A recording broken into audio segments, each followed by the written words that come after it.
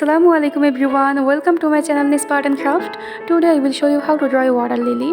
So watch the full video from start to end. I hope you like it. And please subscribe to my channel. One of your subscribe motivate me to make more videos. If you like this video, don't forget to like, comment and share. I will answer each of your comments inshallah.